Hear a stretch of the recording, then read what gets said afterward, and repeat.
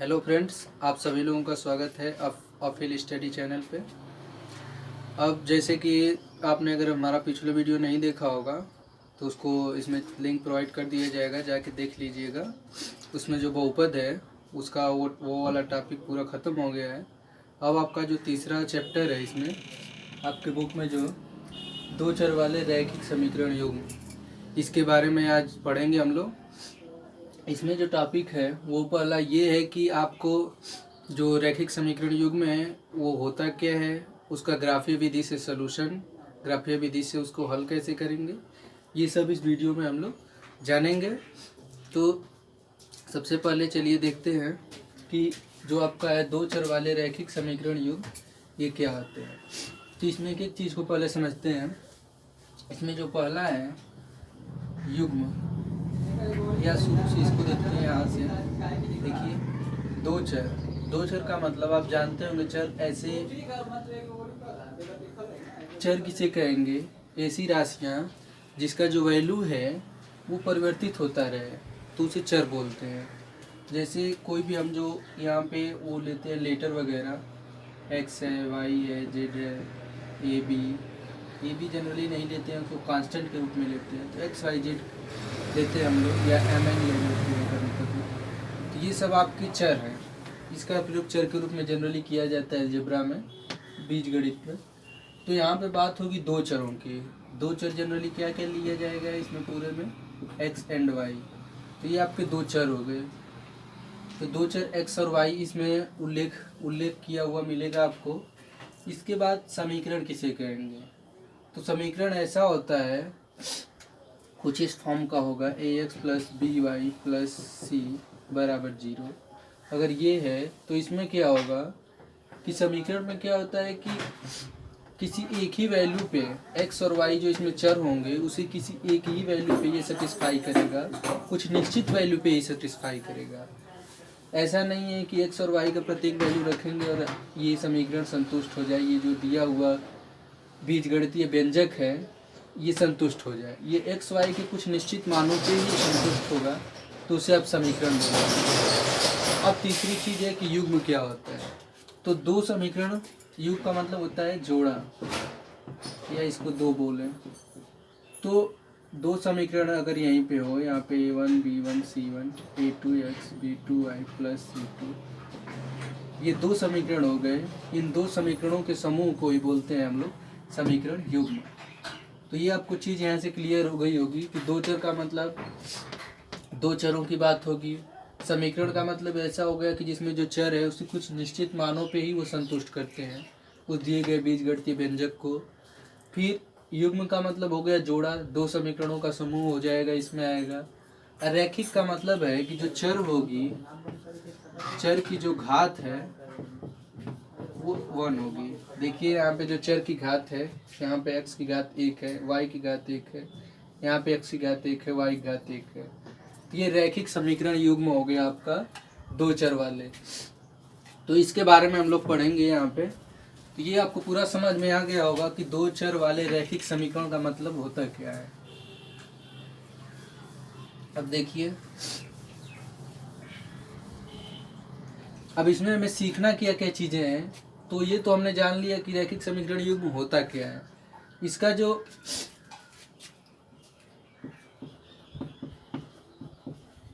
निरूपण है वो हम इस तरीके से करते हैं स्टैंडर्ड फॉर्म में, a1 ax plus b y plus c बराबर 0, जहाँ पे जो x और y हैं, x एंड y ये है आपके चर, और a b c जो है ये है आपके, या इस तरह लिख सकते हैं a b c। a b जो है वो गुणांक है, क्रमशः x और y के गुणांक है, और c जो आपका है वो अचर पद है। ठीक है। एंड x और y जो है यहाँ पे चर हैं, a और b x और y के गुणांक है क्रमशः, और जो c है वो आपका अचर पद है। तो देखिए यहाँ पे इसमें आपको समझ में आ गया होगा कि x और y यहाँ पे जो है चर है, a और b x और y के क्रमशः गुणांक है, और जो c है आपका वो अचर पद के रूप में है। तो ये आपका हो गया एक और अगर इसके साथ ही एक और हम समीकरण ले लें यहाँ पे, जैसे इसको अगर हम a1 कर दें, b1 कर दें, c1 कर दें, और एक दूसरा ले लें a2x plus b2y plus c2 बराबर 0, तो ये आपके दो समीकरण हो गए, समीकरण का युग्म हो गया। और ये समीकरण है कैसे, तो रैखिक समीकरण युग्म है। और बात की जाए तो दो चर वाले हैं, तो दो चर वाले रैखिक समीकरण युग्म है ये दोनों, ठीक है। और इनको ये मानक रूप में व्यक्त किया गया है।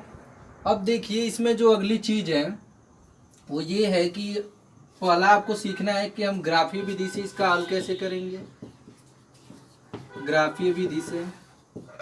और दूसरा फिर है आपका कि उसमें ये बीजगणितीय विधि में प्रतिस्थापन विधि, विलोपन विधि और ब्रज गुणनखंड विधि, 3 विधियां हैं, वो भी आपको सीखनी है। तो पहले हम लोग सीखेंगे ग्राफीय विधि से इसका हल कैसे किया जाता है। तो उसको सीखने से पहले एक चीज़ यहाँ पे आपको जानना पड़ेगा कि किसी भी दिए गए जो समीकरण है उसका जब हम निर्देशांक ज्यामिति पे उसको व्यक्त करेंगे तो उसका मतलब क्या होता है। तो देखिए जब ये दिया हुआ कोई भी जब एक चर वाला समीकरण रैखिक समीकरण होता है, तो रैखिक समीकरण हमेशा जो व्यक्त करता है वो सरल रेखा को व्यक्त करता है, सरल रेखा को निरूपित करता है रैखिक समीकरण। तो ये दोनों जो समीकरण है वो सरल रेखा को ही निरूपित करेंगे, और उस सरल रेखा को आपको निर्देशांक अक्षों पे प्लाट करने, उसको ड्रा करने आना चाहिए। अगर आप उसे नहीं ड्रा कर पाएंगे तो ग्राफीय विधि से जो समीकरण है सरल रेखा का, ये जो रैखिक समीकरण युग्म है, इसको आप नहीं सॉल्व कर पाएंगे। जब तक आप इस पे निर्देशांक अक्षों पे इस सरल रेखा को निरूपित नहीं कर पाएंगे, ड्रा नहीं कर पाएंगे, तब तक आपको प्रॉब्लम होगी। तो सबसे पहले हम सीखते हैं कि कैसे इसको ड्रा करेंगे कि कोई भी जो समीकरण दिया रहेगा उसको निर्देशांक अक्षों पे। तो कोई हम एक एग्जाम्पल ले लेते हैं, 3x प्लस 4y, यहाँ पे 2x plus 4y plus 6 is equal to 0। ये मान लीजिए हमने एक समीकरण ले लिया। तो सबसे पहला काम क्या करेंगे कि एक बॉक्स बनाएंगे, इस बॉक्स में x और y लिखेंगे जो चर हैं आपके, और एक बार x की वैल्यू 0 करेंगे इसमें। तो जब x की वैल्यू 0 करेंगे यहाँ पे, तो देखिए y की वैल्यू कितनी आएगी, x की वैल्यू यहाँ पे 0 हो जाएगी। तो समीकरण बन जाएगा 4y प्लस 6 बराबर 0। तो y बराबर 4y बराबर -6, तो y बराबर -6/4, या इसी को लिख सकते हैं -3/2। तो यहाँ पे इसकी वैल्यू आ गई -3/2। दूसरा चीज एक बार x को 0 कर दिया, दूसरी बार y को 0 करेंगे। जब y को यहाँ पे 0 करेंगे तो देखिए क्या बन जाएगा, 2x प्लस 6 बराबर 0। तो 2x बराबर -6, तो x बराबर -3, तो यहाँ पे x आ गया -3। तो जब इस तरह आप करेंगे, एक बार x को 0 एक बार y को 0, तो हमें 2 पॉइंट मिल जाएंगे। देखिए एक ये वाला पॉइंट मिल रहा है इस बॉक्स से, और दूसरा ये पॉइंट, इसको ये इसको b। तो जो पॉइंट a है वो आपका हो गया, पहले x अक्ष का लिखते हैं तो 0, -3/2, और फिर पॉइंट जो b है आपका, इसका निर्देशांक हो गया -3, 0। तो ये आपके दोनों के निर्देशांक हो गए। अब इसमें जो अगली चीज़ है वो ये है कि इन दोनों को इस पे कैसे पता करेंगे कि ये जो पॉइंट है वो कहाँ पे है इस निर्देशांक अक्ष पे। तो ये चीज़ आपको सीखनी है। यहाँ पे इसको मिटा देते हैं, ये आप सॉल्व करके अपने दिमाग में कर सकते हैं, ये कोई कठिन काम नहीं है, तो आसान है, बहुत बार आपने किया होगा। तो देखिए ये आपका y है होता है, ये x होता है, ये x अक्ष होता है और ये y अक्ष होता है। इधर जो यहाँ से जो 0 से इधर जो राइट हैंड साइड होता है, ये x इधर पॉजिटिव होता है, धनात्मक होता है, इधर x ऋणात्मक होता है। इसी तरह इसके ऊपर जो है x अक्ष के y धनात्मक होता है, और जो नीचे x अक्ष के y ऋणात्मक होता है। तो देखिए यहाँ पे इधर चलेंगे तो इधर मिलेगा आपको 1 2 3, x अक्ष पे 4 5, ये पॉजिटिव होंगे, और यहीं इधर चलेंगे तो -1 -2 -3 -4, इस तरह मिलता जाएगा। इस तरह वाई एच पे ऊपर चलेंगे तो पॉजिटिव मिलेगा 1 2 3 4 5, और इसी तरह वाई एच पे नीचे चलेंगे तो निगेटिव मिलेगा -1 -2 -3 -4। अब बात करते हैं, हमारे पास दो पॉइंट मिले हैं 0, -3/2 एंड -3, 0। तो देखिए यहाँ पे जब इस पॉइंट को हमें दर्शाना होगा तो कैसे करेंगे। तो पहला हम लेते हैं 0, -3/2। तो 0 कहाँ पे होगा, ये जो पॉइंट है 0, -3/2 ये कहाँ पे होगा। तो देखिए एक्स अक्ष जो है इस पे हमें 0 चलना है, यानी एक्स अक्ष पे हमें चलना ही नहीं है। चलना किस पे, वाई पे, और वो भी चलना है -3/2। माइनस का मतलब वाई पे नीचे जाना पड़ेगा, और 3/2 का मतलब क्या है, 3/2 का मतलब इस तरह करेंगे तो 1.5, मतलब एक और आधा। तो एक यहाँ पे है और आधा का यहाँ पे, तो कुछ यहाँ पे आएगा। तो ये पॉइंट आपका हो जाएगा 0, -3/2, ये पॉइंट हो गया।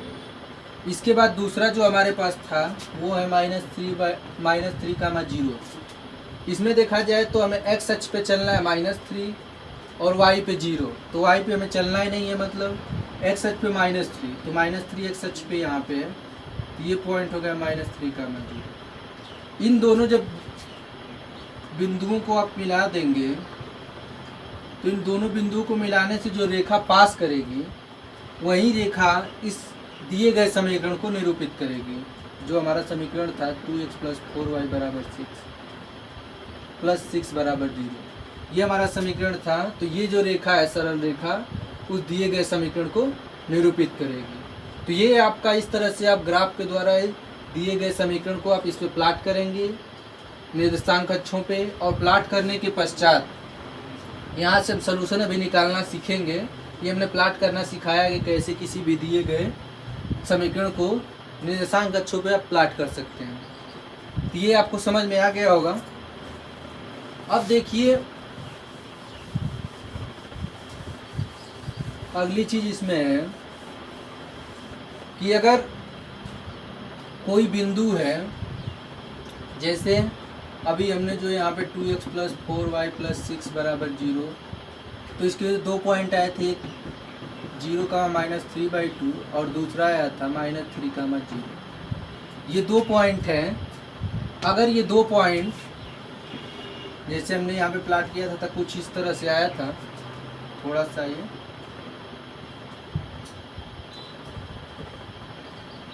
इस तरह आया था। तो यहाँ पे आया था आपका 0, -3/2 और यहाँ पे ये पॉइंट था -3, 0। तो यहाँ पे देखिए अगर कोई जो सरल रेखा है किसी बिंदु से पास हो रही है, देखिए जो सरल रेखा इस बिंदु -3, 0 से होकर जा रही है, और इस दूसरे बिंदु 0, -3/2 से भी होकर जा रही है। तो जिस बिंदु से होकर कोई सरल रेखा जाएगी वह बिंदु उस सरल रेखा के समीकरण को संतुष्ट करेंगे। संतुष्ट का मतलब है कि एक्स और वाई की जो वैल्यू यहाँ पे आप पुट करेंगे तो राइट हैंड और लेफ्ट हैंड साइड दोनों आपस में इक्वल हो जाएंगे। तो ये चीज़ आपको ध्यान रखनी होगी कि अगर कोई सरल रेखा किसी बिंदु से पास कर रही है तो वह बिंदु उस दी गई सरल रेखा के समीकरण को संतुष्ट करेंगे। तो ये चीज़ आप ध्यान में रखिएगा, इम्पॉर्टेंट चीज़ है। अब ये तो आपका हो गया एक समीकरण पे हमने इसको समझाया। अब चूंकि हमें पढ़ना है समीकरण युग्म, तो हम दो समीकरण लेते हैं और मानक रूप में लेते हैं। तो a1x + b1y + c1 = 0 and a2x + b2y + c2 = 0। दो हमने समीकरण युग्म ले लिए हैं। अब देखिए यहाँ पे कंडीशन क्या क्या हो सकती है। ये भी एक सरल रेखा को निरूपित करेगा और ये भी सरल रेखा को निरूपित करेगा, दोनों ही सरल रेखा को निरूपित करेंगे। तो सरल रेखा को दोनों निरूपित करेंगे तो जब हम इसको निर्देशांक अक्षों पे प्लाट करेंगे, ड्रा करेंगे इन दोनों सरल रेखाओं को, तो क्या क्या कंडीशन हो सकती है। ठीक है, तो देखिए इसको देखते हैं क्या क्या कंडीशन इसमें बनेगी। तो आपके दो समीकरण है a1x + b1y + c1 = 0, दूसरा a2x + b2y + c2 = 0। पहला कंडीशन बनेगा पहला कंडीशन क्या हो सकता है कि कोई रेखा इस तरह गई और कोई रेखा इस तरह चली गई जो दूसरी है। मान लीजिए पहली इस तरह गई और दूसरी रेखा इस तरह चली गई, तो एक जगह पे काट रही है। तो पहला इसका हो सकता है, पहला जो दोनों रेखाओं के लिए कंडीशन हो सकता है कि वे दूसरे को प्रतिच्छेद करें।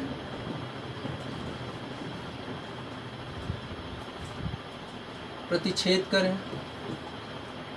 दूसरा कंडीशन हो सकता है, इसी में दूसरा कंडीशन क्या हो सकता है, देखिए, या तो ये प्रतिच्छेद करें, एक दूसरे को काटें, या दूसरा कंडीशन हो सकता है कि ये दोनों पैरेलल हो जाएं, एक दूसरे के समांतर हो जाएं और कहीं भी ना काटें। तो दूसरा है कि समांतर हो। दूसरा कंडीशन क्या हो गया कि समांतर हो सकती है। और तीसरा क्या हो सकता है कि ये जो रेखा है संपाती है, जो दूसरी रेखा है इसी पे हो जाए। तो तीसरा कंडीशन है कि संपाती हो।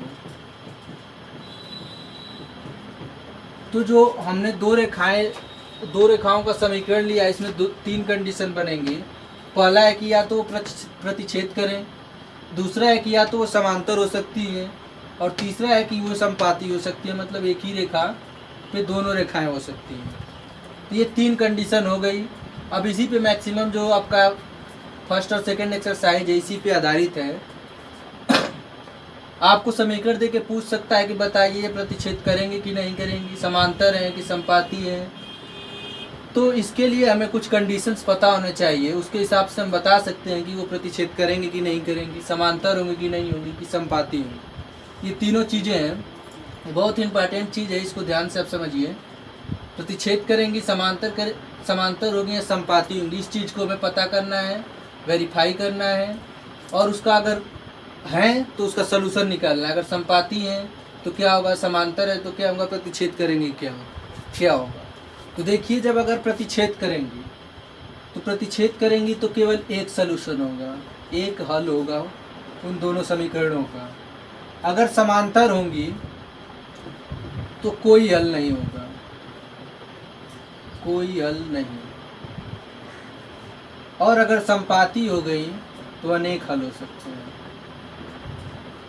ठीक है, देखिए, अगर प्रतिच्छेद करेंगी तो एक बिंदु पे काटेंगी, इसलिए एक हल है। अगर समांतर है तो कहीं प्रतिच्छेद ही नहीं करेंगी, जब प्रतिच्छेद नहीं करेंगी तो कोई हल ही नहीं होगा। तो दूसरा हो गया कि समांतर है तो कोई हल नहीं है। और तीसरा है कि संपाती है, तो संपाती है मतलब हर जगह उसको इकट्ठी करते जा रही है, तो मतलब अनेक हल हो सकते हैं। तो प्रतिच्छेद करेगी तो एक हल, समांतर है तो कोई हल नहीं, और अगर संपाती है तो अनेक हल हो सकते हैं। अब इसके लिए कंडीशंस क्या हैं? हाँ, एक और चीज़ यहाँ पे देख लीजिए, जब यहाँ पे प्रतिच्छेद कर रही हैं और संपाती हैं तब इसको बोला जाता है, यहाँ पे जब कोई हल निकले, या तो एक हल निकले या अनेक हल, तो इसको बोला जाता है कंसिस्टेंट, संगत। ऐसे समीकरणों को बोला जाता है कंसिस्टेंट। ऐसे समीकरण जिसके एक हल हो या अनेक हल हो, या दूसरे शब्दों में रेखाएं जो व्यक्त करने वाली है प्रतिच्छेद करें या संपाती हो, तो उसको बोला जाता है कंसिस्टेंट। और ऐसे समीकरण जिसको व्यक्त करने वाली रेखाएं समांतर हो या उनके कोई हल ना हो, तो उसको बोला जाता है इनकंसिस्टेंट, असंगत। ये भी चीज़ आपसे पूछी जा सकती है कि समीकरण दे देगा और बोलेगा कि ये समीकरण कंसिस्टेंट है या नहीं है, संगत है या नहीं है, या बताइए संगत है कि नहीं है। तो ये चीज़ भी आपको पता होनी चाहिए कि अगर हल निकल रहा है समीकरणों का, या उसकी जो रेखाएं व्यक्त कर रही हैं वो प्रतिच्छेद कर रही हैं या संपाती हैं, तो वो कंसिस्टेंट होंगी, संगत होंगी। और वो समांतर हैं या कोई हल नहीं निकल रहा है तो वो इनकंसिस्टेंट होंगी। तो ये चीज़ भी आपको ध्यान रखना है। अब इसमें अगली चीज़ है कि कब प्रतिच्छेद करेंगी, कब समांतर होंगी, कब संपाती होंगी, इसके लिए कंडीशंस क्या है। तो देखिए, कंडीशन क्या है, पहले के लिए है जब प्रतिच्छेद करें तब के लिए क्या कंडीशन है,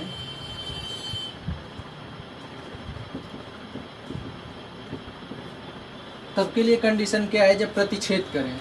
तो दो मान लीजिए इसी फॉर्म में समीकरण दिया रहेगा, a1x plus b1y plus c1 बराबर 0, दूसरा a2x plus b2y plus c2 बराबर 0। तो इसी में हमें कंडीशन बनाना है कि जब प्रतिच्छेद करेंगी तो क्या कंडीशन होगा। तो जब प्रतिच्छेद करेंगी तो हमारा कंडीशन क्या होगा, तो a1 बटे a2 is not equal to b1 बटे b2। जब प्रतिच्छेद करेंगी रेखाएं तो a1 बटे a2 is not equal to b1 बटे b2। दूसरा है कि समांतर हो, तो जब समांतर होंगी तो क्या कंडीशन होगा,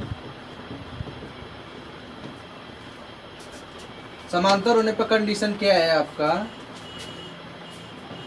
a1 बटे a2 बराबर b1 बटे b2 बराबर c1 बटे c2। तो यहाँ पे आपका ये पूरा चीज़ है, प्रतिच्छेद करें तो ये कंडीशन है a1 बटे a2 is not equal to b1 बटे b2। और जब आपका समांतर होगी तो a1 बटे a2 is equal to b1 बटे b2 but not equal to c1 बटे c2। ये चीज़ आपकी होगी कि a1 बटे a2 is equal to b1 बटे b2। ये तो दोनों चीज़ें बराबर होंगी, लेकिन ये c1 बटे c2 के बराबर नहीं होगी। तो ये हो गया समांतर के लिए कंडीशन। इस दशा में आपको पता है कि ये हल मिलेगा, इस दशा में आपको पता है कि कोई हल नहीं मिलेगा। और तीसरा है आपका कि जब ये समपाती हो, तीसरा है आपका समपाती हो।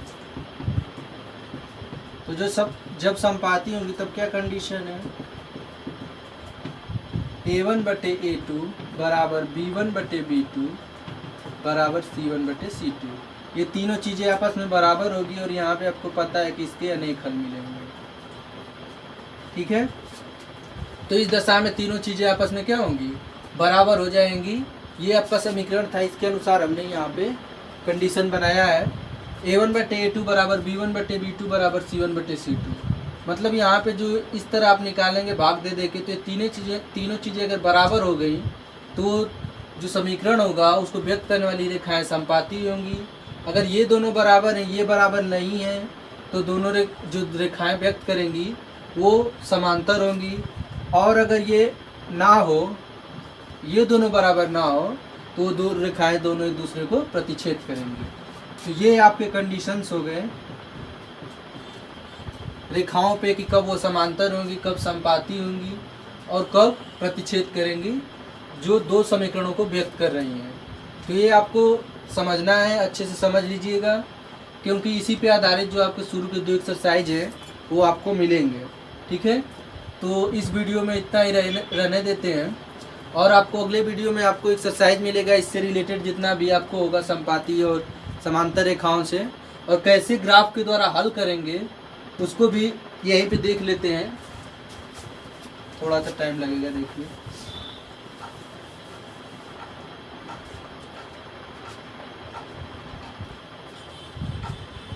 जैसे कोई एग्जांपल ले लेते हैं,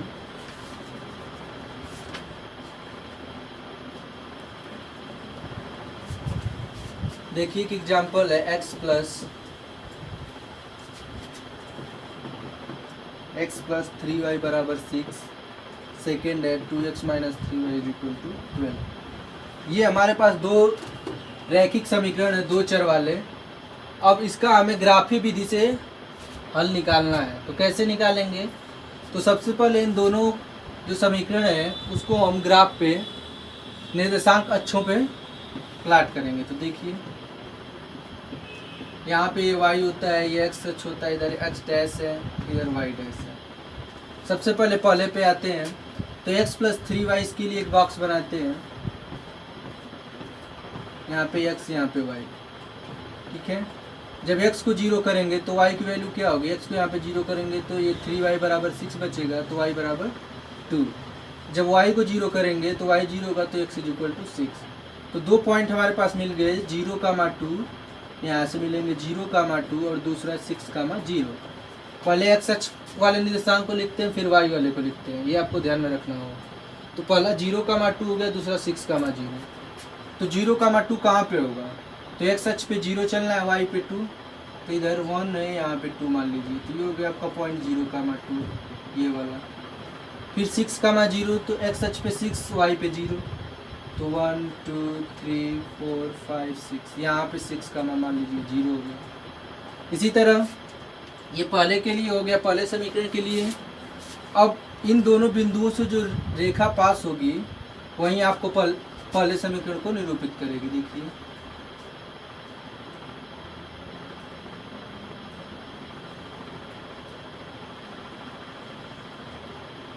ये आपका ये पहले समीकरण को निरूपित करने वाली रेखा है।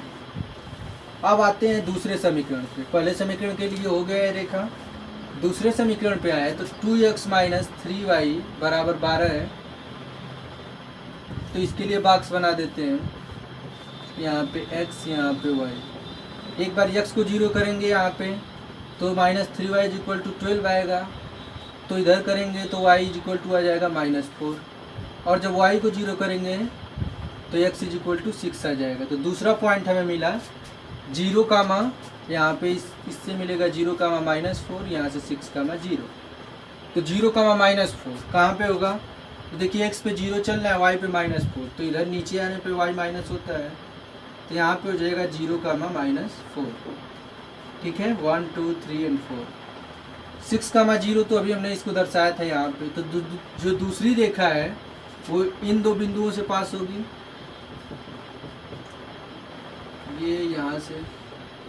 तो आप अगर ध्यान से देखिए, दूसरी रेखा है, दूसरी रेखा को निरूपित कर रहा है, दूसरे समीकरण को निरूपित करने वाली ये रेखा है। अब इसमें आपको समझना ये है, अब ध्यान से देखिए, ये जो दोनों रेखाएं हैं एक दूसरे को प्रतिच्छेद कर रही हैं, और वो बिंदु है प्रतिच्छेदन बिंदु 6,0। तो 6,0 प्रतिच्छेद बिंदु है, प्रतिच्छेद बिंदु इज इक्वल टू 6,0। तो जो प्रतिच्छेद बिंदु आपको मिला है वहीं इन दोनों समीकरणों का हल हो जाएगा। 6,0 इज योर आंसर।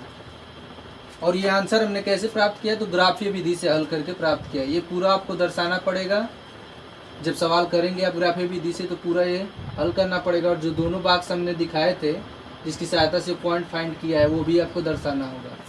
तो ये पूरी चीज़ उसमें सॉल्व करेंगे तो आपको जाके आंसर मिलेगा 6,0।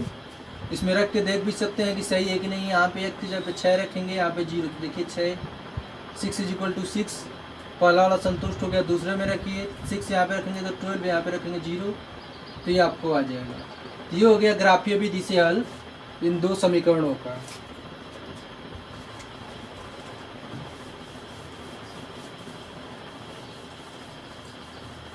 तो इस वीडियो में इतना ही रहने देते हैं। आपको अगले वीडियो में इससे रिलेटेड एक्सरसाइज के जो सवाल हैं वो मैं आपको करा दूंगा। और अगर आपको कोई प्रॉब्लम हो, अगर कोई इसमें नहीं समझ में आया कोई टॉपिक, तो आप कमेंट कर सकते हैं। और अगर आपका कोई क्वेश्चन हो तो इस वीडियो के डिस्क्रिप्शन बॉक्स में आपको व्हाट्सएप लिंक प्रोवाइड कर दिया जाएगा, वहाँ पे आप अपना क्वेश्चन भेज सकते हैं, उसका आपको सलूशन मिल जाएगा। और अगर आपके लिए वीडियो जो है हेल्पफुल लगे तो इसे लाइक, शेयर और सब्सक्राइब कीजिए, और जो भी कमेंट करना है वो कर सकते हैं। धन्यवाद।